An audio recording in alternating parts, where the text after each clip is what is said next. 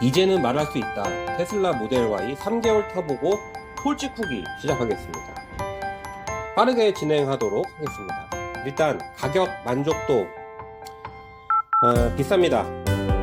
제가 모델 Y 지금 사는 게 차 가격이 한 1억에서 1억 1천 정도가 이제 새 차 가격인데, 물론 저는 1년 정도 지난 중고차를 사서 총 합해서 한 8천 정도 가격에, 세금 포함해서 8천 정도 가격에 인수를 했는데,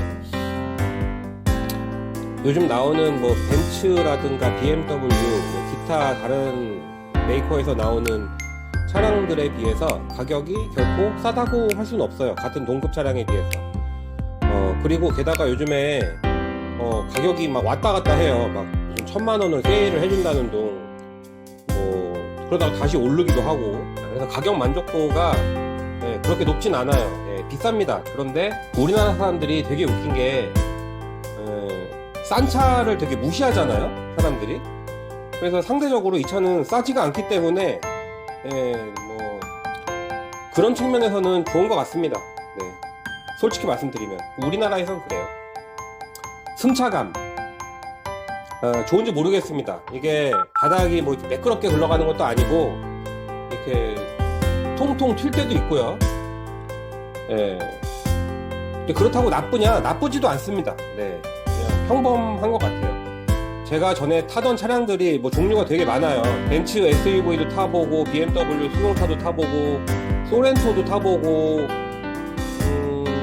뭐 대우차도 타보고요. 뭐 다양한 종류를 타봤습니다만은, 제가 타본 차량 중에서는 벤츠 SUV, 제가 ML350을 탔었는데, 벤츠의 SUV에 비하면은 승차감이 조금 떨어진다.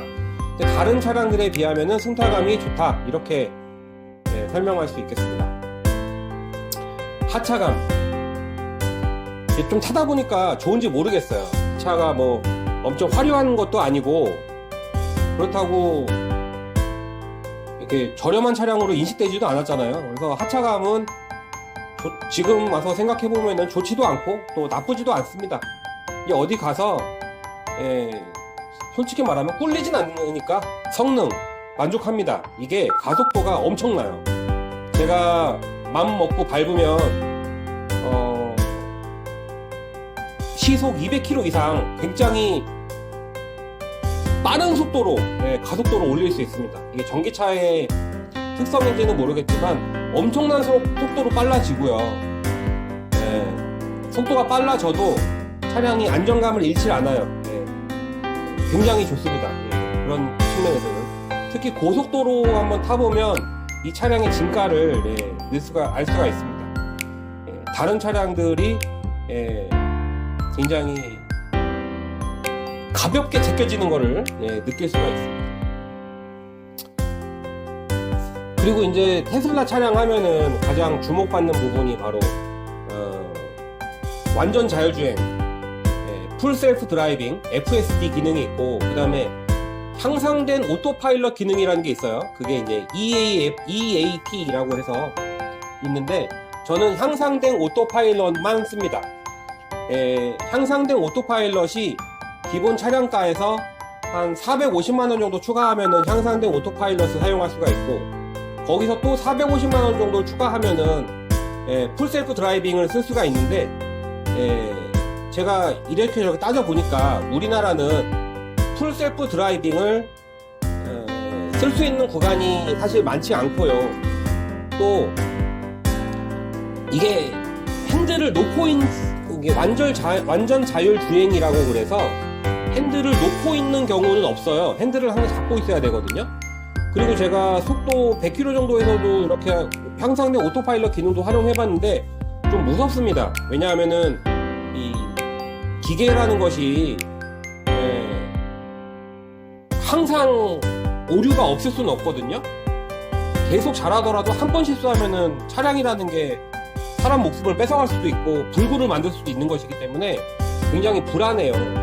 그래서 아직까지는 완벽한 완전 자율 주행 기능이 있는 차량은 지구상에 없는데, 테슬라가 가장 앞선 기체이긴 하지만 그렇다고 하더라도 불안하기 때문에 FSD 기능은 제가 볼 때는 전혀 필요가 없고요. 남들한테 자랑하는 거 아니면. 향상된 오토파일럿 기능 정도면 충분하다고 생각합니다. 그런데 이 향상된 오토파일럿 EAP 기능도 꼭 달 필요는 없다.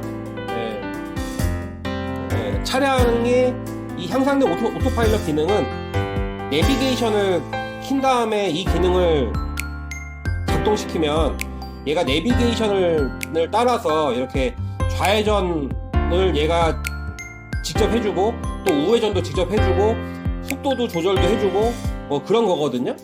그렇긴 한데 실제로 해보니까 아직까지 베타 버전이라서 얘가 완벽하지가 않아요. 그러니까 좌회전을 하려면 얘가 그냥 가는 게 아니고 얘가 꼭 물어봐요. 그래서 좌회전으로 이렇게 단추를 눌러줘야 되거든요.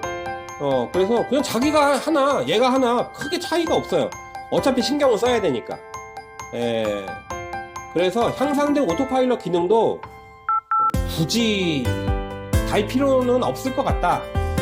베타 버전이 지금 현재 상황에서 이어지고 있으니까. 하지만 테슬라의 최신 기술을 경험을 해보고 싶다라고 한다면은 FSD까지는 하지 않더라도 EAP 정도는 해도 좋을 것 같다. 그런 생각이 듭니다. 저는 그래서 설치를 했어요. EAP 할 때 테슬라에 이걸 하겠다라고 신청을 하면은 7일 동안 써볼 수 있게 해줍니다. 그래 7일 동안 써보다가 나는 이거 없어도 될 것 같다 그러면은 다시 환불 요청하면 환불 처리를 해줘요. 저는 환불할까라는 생각도 했었습니다, 솔직히. 그래서 그 결심 먹은 순간이 7일이 지난 다음이었어요. 8일인가 지났을 때라서 저는 그냥 쓰기로 했습니다. 유튜브 보면은 이거 뭐 정말 잘 쓰고 있고 막 이런 분들 계신데 저는 고속도로도 타보고 서울에 복잡한 데도 가보고 했는데 EAP 오토파일럿 기능을 그렇게 효율성 있게 쓰지는 않는 것 같아요. 좀 불안하기도 하고 그렇습니다. 그리고 이게 오토파일럿 기능이 생각지도 못한 제한이 많습니다. 일단 속도가 이게 130km인가 140km 이상으로 한번 넘어가면 그 다음부터 이 기능을 못 쓰게 테슬라가 막아놨어요. 다시 속도를 내리면 쓸 수 있는 게 아니라 다시 정차했다가 출발하지 않으면 이 기능을 못 쓰게 막아놨습니다. 왜 그런지 모르겠어요, 이게. 근데 운전을 하다 보면은 이렇게 추월하고 그럴 때 속도가 올라갈 때가 있잖아요. 근데 조금 그러면 얘가 갑자기 FSD 기능 못 쓰는다고 그래요. 그 다음부터는 휴게소 같은데 이렇게 정차하기 전까지는 얘가 그 기능을 못 쓰게 해줘요. 그래서 불편합니다. 그리고 좀 일정 시간 동안 또 오토파일럿 기능을 쓰잖아요. 그럼 얘가 또 못 쓰게 합니다. 왜 그런 기능을 달아놨는지 모르겠어요. 이게 자동차 회사와 그 어떤 뭐 완력 싸움이 있는지 모르겠는데 그렇습니다. 그래서 조금 이제 좀 이 기능을 잘 활용하고 있다 싶으면은 갑자기 항상 그 오토파일럿 기능을 못 쓰게 해요. 그래서 좀 불편합니다, 생각보다. EAP 기능에 또 추가되는 기능이 뭐가 있냐면은 차량을 이렇게 밖에서 스마트폰으로 해가지고 앞으로 빼거나 뒤로 집어넣거나 옆에 이제 공간이 별로 없을 때 쓸 수 있는 그런 편리한 기능이 들어있습니다. 근데 요즘엔 이게 현대 기아차에도 다 무료로 제공이 되더라고요. 근데 테슬라는 이거 EAP 기능을 설치하지 않으면 못 쓰게 막아놨습니다. 불편하죠. 또 이게 자동 주차 기능이 있어요.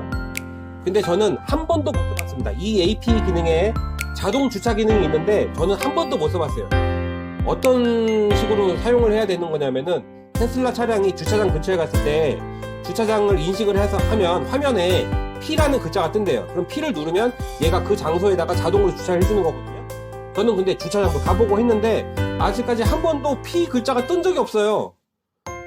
이거 왜 그런지 모르겠어요. 아무튼 그래가지고 한 번도 자동주차 기능을 써본 적이 없습니다. 근데 요즘에 현대 기아차도 좋은 차들은 왜 자동주차 기능이 있죠. 그래서 지금까지 근데 그럼에도 불구하고 이렇게 손을 자유롭게 쓸 수 있는 장점이 있거든요. 그래서 저는 앞으로 차량을 구매를 한다면은 오토파일럿 기능이 있는 차량을 아마 구매를 할 것 같습니다. 운전과 관련된 게 굉장히 훨씬 신경을 덜 써도 되는 장점이 있습니다. 그 다음에 좀 많이 궁금하신 게 아마 충전과 관련된 문제일 거예요. 근데 제가 해보니까 할만합니다. 제 차는 이제 롱레인지예요. 그래서 500 이렇게 수치상으로는 공인된 수치상으로는 500km 이상 할 수 있게 되어 있는데, 네, 충전에 대해서 말씀드리면 할만합니다. 처음에는 되게 불안하더라고요. 그래가지고 어디서 충전을 해야 되는지도 모르겠고, 그래가지고 막 불안하고 그랬는데, 한 3개월 정도 타보니까 슈퍼차저가 뭐 여러 군데 있거든요. 그래서 드라이브 할 겸 나가가지고 충전하고, 또 그 충전소 옆에 보면은 이렇게 세차장이 있는 데가 있어요. 그래가지고 거기 가서 세차도 할 겸 뭐 충전도 하고, 그 옆에 차 마시는데 차도 마시고, 그럼 되고, 슈퍼차저는 사실 얼마 안 걸려요. 아예 바닥에서부터 완충할 때까지 1시간 정도면 충분하기 때문에 슈퍼차저 자주 가고요. 또 그 어댑터를 팔아요. 이 어댑터가 전 세계에서 대한민국의 최초로 시판을 했대요. 그래갖고 지금 구매를 할 수가 있거든요. 그래서 그 차량 그 어댑터를 사면은 DC 콤보라는 충전기를 사용을 할 수가 있습니다. 이 DC 콤보가 어디 가나 있는 대부분의 전기차 충전소에 다 있거든요. 그래서 테슬라가 옛날에는 테슬라 전용만 쓸 수 있어서 되게 불편했다 그러는데, 이 어댑터가 있음으로 해서 어디서나 쓸 수 있으면서 슈퍼차저도 쓸 수 있는 거예요. 그래가지고 충전을 하기가 굉장히 수월합니다. 그래서 요새는 필요할 때 충전하고, 옛날처럼 그렇게 불안해하거나 그렇진 않아요. 좋습니다. 겨울에는 확실히 자주 충전해줘야 돼요. 이 배터리 성능이 좀 떨어지기 때문에 겨울엔 자주 충전을 해줘야 되고요. 그래도 문제될 정도는 아니에요. 별로 신경이 쓰이지 않아요.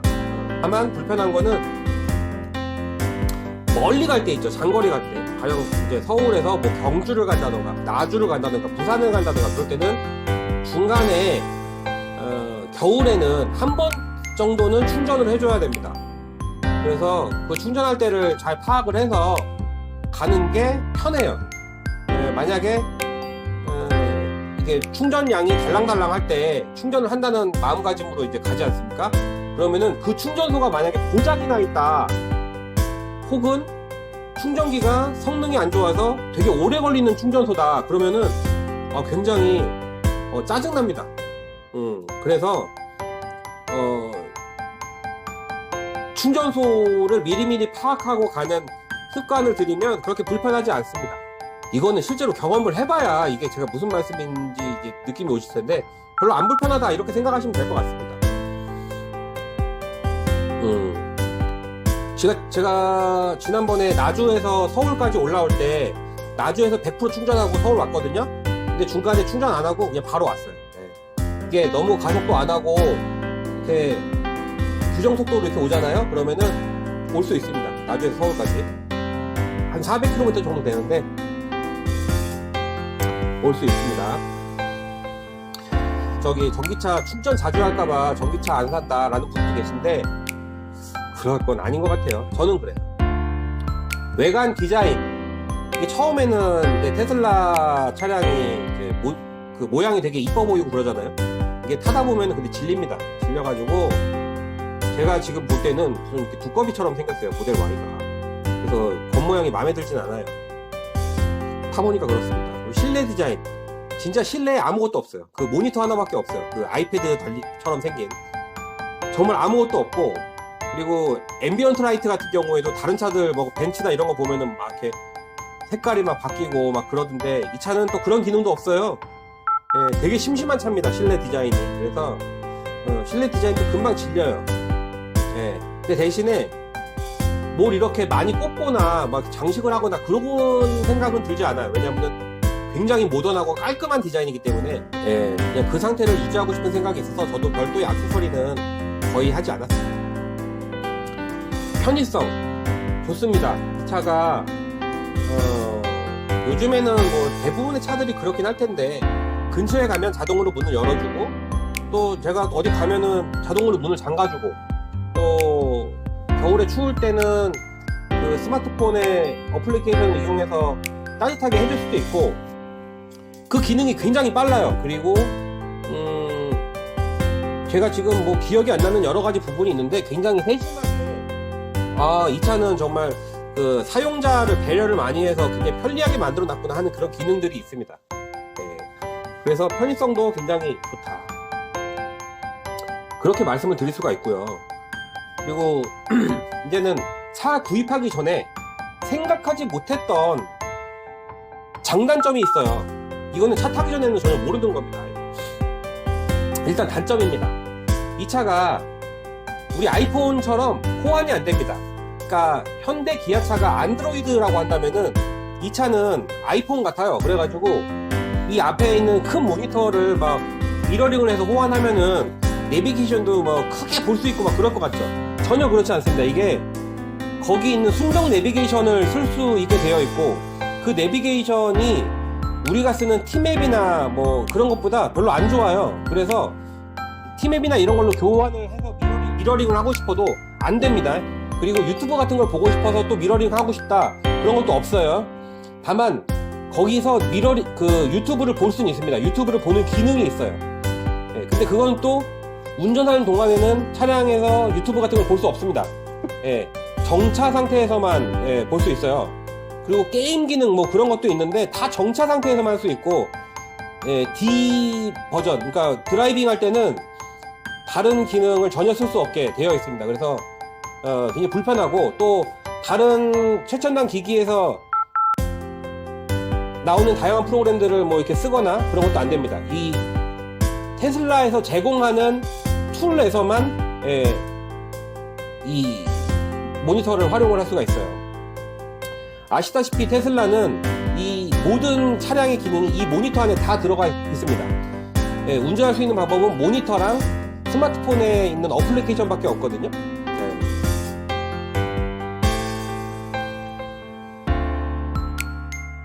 아이폰처럼 호환이 안 된다. 미러링 기능이 안 되고요. 또 액세서리를 많이 설치할 수가 없습니다. 왜 다른 차들은 보면은 이렇게 그 실내에 그 환풍구라고 해야 되나요? 에어컨 바람 나오는 그 구멍에다가 뭐 액세서리 설치하고 향기 나는 어떤 그런 것도 설치하고 그 다음에 위에다 뭐 올려놓기도 하고 그러는데 이거는 그 환풍구가 보이지가 않아요. 보이지가 않고 굉장히 숨겨져 있고 또 위에도 평평한 면이 있는 게 아니라 이렇게 경사면으로 되어 있어요. 액세서리들을 설치하기가 굉장히 어색하고 그리고 워낙 깔끔한 디자인이라 뭐 이렇게 뜬금없이 액세서리를 올려놓기도 애매합니다.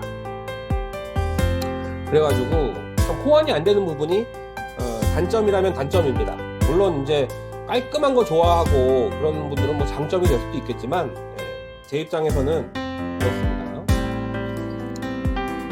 그리고 그 테슬라 차량 보면은 4개의 카메라가 앞에 하나, 옆에 하나씩, 그 다음에 뒤에 하나 이렇게 4개를 촬영한 4개의 카메라가 설치가 되어 있어서 주행 중에도 볼 수 있고 정차 시에도 볼 수가 있거든요.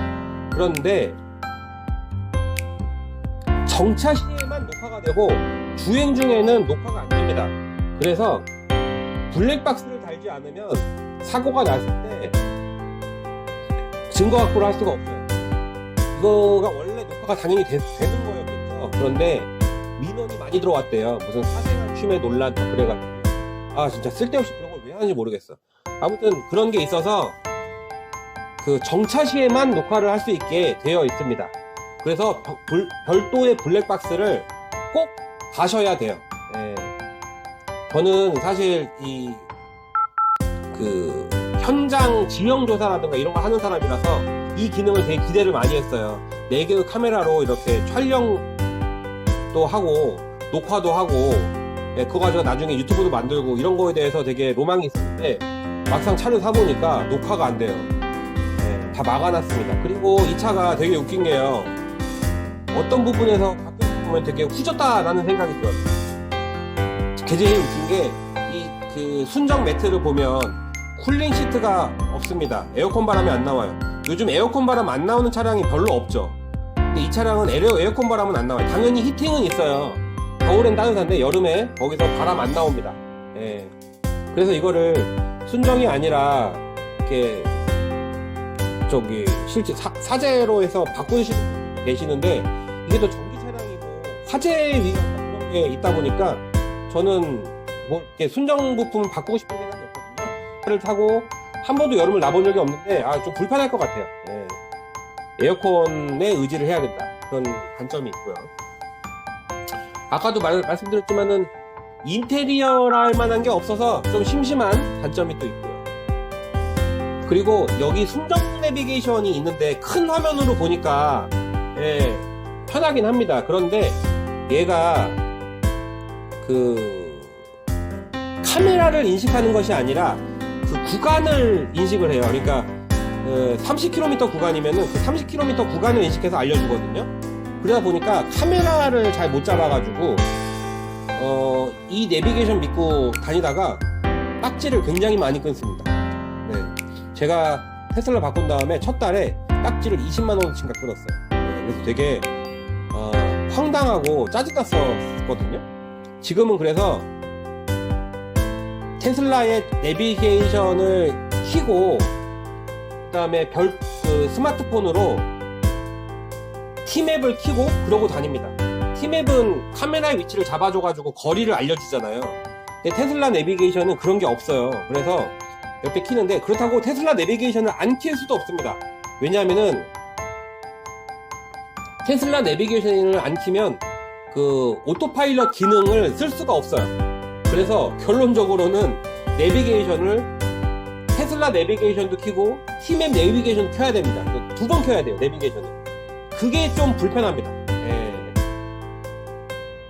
하지만 꼭 그렇게 쓰셔야 된다는 거 잊지 마세요. 안 그러면은 딱지를 엄청 많이 끊어야 됩니다. 그리고 이거를 집이나 어디 220V 꽂는 데서는 충전을 할 수 있잖아요. 그래서 저도 이렇게 좀 많이 써보려고 했어요. 그 뭐 전기가 그 유류비에 비해서는 엄청 조금 나오지만 그래도 안 쓰고 싶었으니까. 그래서 몇 군데서 해봤는데 이거 충전 시간이 굉장히 오래 걸립니다. 완충하려면은 거의 하루 이상 잡아야 돼요. 그래서 굉장히 느려가지고 집에서 충전하는 거는 사실상 이거는 매일매일 충전을 하거나 아니면 포기하거나 둘 중에 하나일 것 같습니다. 실제로 해보니까. 그리고 이번 장점에 대해서 말씀드려보겠습니다. 이 장점도 사실 타보기 전에는 잘 몰라요. 제가 실제 타보니까 차박에 아주 최적인 차량입니다. 왜냐하면은 겨울에 그 밖에서 시동 안 켜고 따뜻하게 지낼 수 있고요. 또 시원하게 지낼 수 있고요. 무시동 에어컨, 무시동 히터가 그냥 차에 부착되어 있는 느낌입니다. 그래서 굉장히 좋고, 시동 안 켜니까 냄새 안 나고, 천장 뚫려 있으니까 개방감 좋고, 좀 불편하게 자면 2명까지 잘 수 있지만 한 명이 잘 때는 아주 넉넉하게 잘 수 있도록 뒷좌석이 이렇게 펴지기 때문에 넉넉하게 잘 수 있는 그런 넓은 공간이 나옵니다. 저도 몇 번 해봤는데 아주 좋습니다. 사실 굉장히 자주 하고 싶어요. 기왕 전기차 산 거 자주 하고 싶은데 자주 못하는 건 제가 혼자서 어디 자보니까 이게 뭐 쓸쓸하더라고요. 그래가지고 나중에 제가 외로움을 덜 타면 모르겠는데 지금은 좀 쓸쓸해서 많이 안 하는 것 뿐이지 차박에 굉장히 최적인 그런 차량입니다. 그리고 제가 아까 FSD랑 EAP 기능에 대해서 좀 안 좋은 얘기를 많이 했는데, 기본적으로 달려있는 오토파일럿 기능, 테슬라 차량에 기본적으로 달려있는 오토파일럿 기능은 생각보다 아주 훌륭합니다. 저도 전에 이제 크루즈 컨트롤 차량도 벤츠가 크루즈 컨트롤이었거든요. 그런 거에 비해서 신세계입니다. 얘가 알아서 앞에 차량이 있으면 알아서 멈추고, 앞차가 멈췄다가 출발하면은 그 속도에 맞춰서 또 출발하고, 또 멈추면 멈추고 해가지고 굉장히 편안하게 갈 수 있고, 그리고 좀 빨리 가고 싶으면은 속도를 오토파일럿으로 지정을 해놓고 가속도를 밟아서 자기가 속도를 올려도 상관이 없습니다. 브레이크만 밟지 않으면. 그리고 앞차가 또 앞에 또 차가 있다 그러면 알아서 또 멈춰요. 예, 굉장히 편합니다. 그래서 운전을 하면서 기존에 신경을 쓰는 게 만약에 100이었다 그러면은 50% 이하로 떨어뜨릴 수 있는 차가 바로 이 테슬라 차량입니다. 알아서 잘 가고 알아서 잘 쓴다 스스로 생각을 해가지고 운전이 굉장히 수월하고요. 그리고 테슬라 모델 Y는 그 썬루프가 없습니다. 썬루프는 아예 없고 위에가 다 투명 유리창으로 되어 있어요. 그 특수 유리겠죠. 강화 유리 같은 거 유리로 되어 있어서 개방감이 아주 좋습니다. 뻥 뚫려 있어요. 하늘이 뻥 뚫려 있는 그런 기분이고 또 뻥 뚫려 있음에도 불구하고 뭐 벌레나 잡소리 이런 게 전혀 들리지 않기 때문에 개방감이 아주 좋아요. 그 차박할 때도 굉장히 좋고요. 차가 그렇게 큰 차가 아닌데도 전혀 답답하지 않습니다. 그리고 적재 공간이 되게 많습니다. 그 옛날에 이제 차 엔진이 보고 있는 부분이 그 앞부분에 엔진이 들어있잖아요. 거기가 이건 전기차기 때문에 비어 있어요. 그래서 트렁크라고 그래가지고 그 앞에 비어 있는데 거기다도 적재가 꽤 많이 되고요. 저는 거기다가 좀 차량과 관련된 물품, 좀 지저분하잖아요. 그런 것들을 갖다 놓습니다. 뭐 여러 가지 충전기기라던가 그 다음에 뭐 이렇게 먼지 털이게 뭐 그리고 신발 뭐 이렇게 그런 거 흙묻고 그런 거 이런 것들을 앞에다 실어놓고 별로 그런 것들을 모아놓고요. 그리고 트렁크 쪽에 또 하부를 열어보면은 또 공간이 되게 큰 게 있습니다.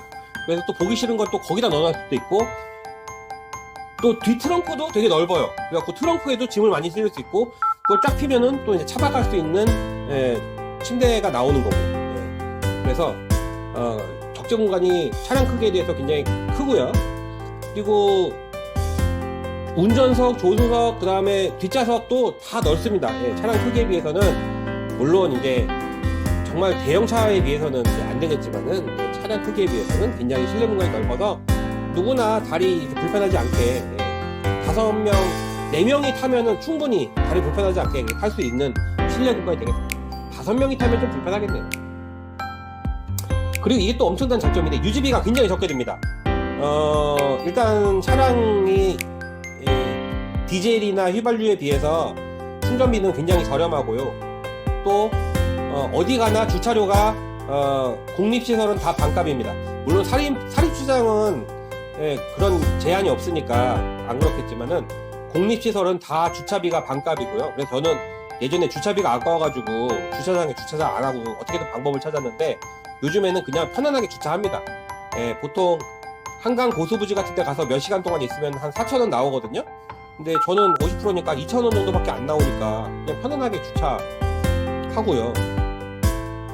그 다음에 고속도로 톨게이트 비용도 다 반값입니다. 근데 이거는 꼭 신청해야만 나와요. 신청 안 하면은 이 혜택을 받을 수가 없어요. 그래서 고속도로 휴게소에 그 사무실 가가지고 신청하면 그 다음부터는 톨게이트 비용도 다 반값입니다. 그래서 사실 맘만 먹으면 전국으로 여행 다니는 거 좋아하고 출장 가는 분들은 그런 비용을 아주 엄청나게 줄일 수 있는 차가 바로 이 전기차가 될 것 같아요.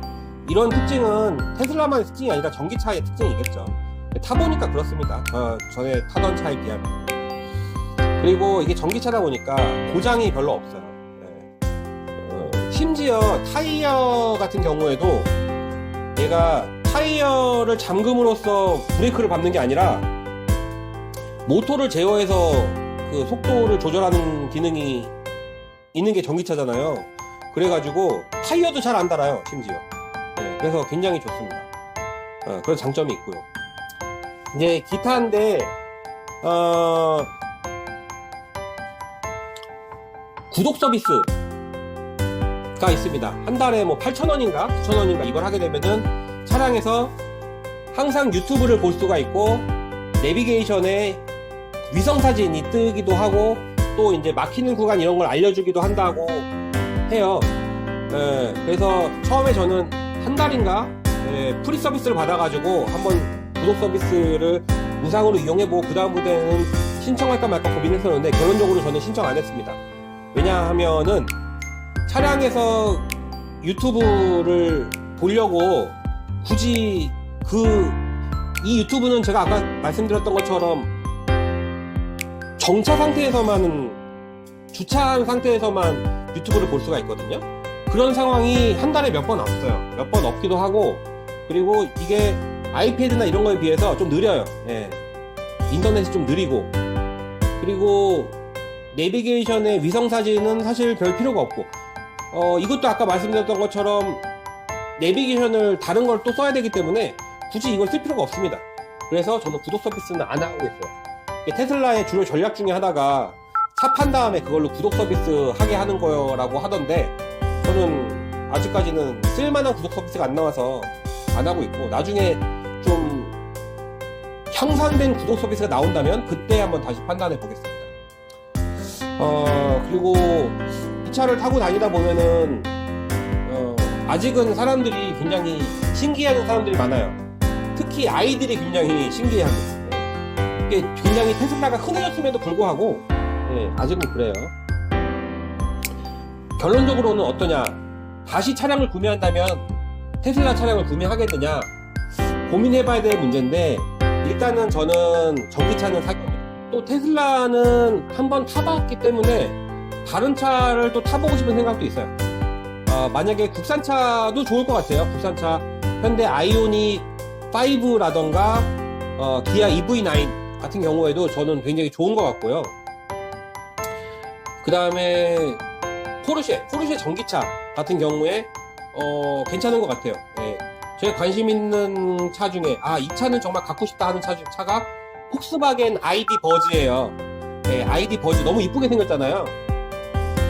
실내 공간도 되게 크고. 그래서 다시 차량을 구매한다면 테슬라를 살 것 같진 않다. 폭스바겐 ID 버즈를 사지 않을까? 예, 그런 생각이 듭니다. 왜냐하면은 수입차는 구입하는 것도 가격이 비싸지만 사실 유지비가 많이 들잖아요. 그런데 전기차 같은 경우에는 고장 소리가 그렇게 많이 일어나지 않는 차종이기 때문에 그걸 별로 신경 안 쓰고 아마 ID 버즈처럼 좀 타보고 싶은 차, 다른 차로 구매하지 않을까, 그런 생각이 듭니다. 그러면은 제가 이제까지 타본 거, 제가 유튜브 영상을 여러 번 남겼었어요. 그 차박 타본 영상도 남기고, 처음에 샀을 때의 느낌, 산 다음에 처음 타볼 때의 느낌, 이런 것도 초보자로서 많이 올렸는데, 오늘은 좀 많이 타보고의 느낌을 한번 정리해서 올려드렸는데, 아마 이 생각이 그렇게 많이 변하진 않을 것 같아요, 앞으로도. 그래서 테슬라 차량 구매 검토하고 계신 분들은 이 영상 보시고 좀 도움이 많이 되셨으면 좋겠습니다. 이 영상 마치도록 하겠습니다. 감사합니다.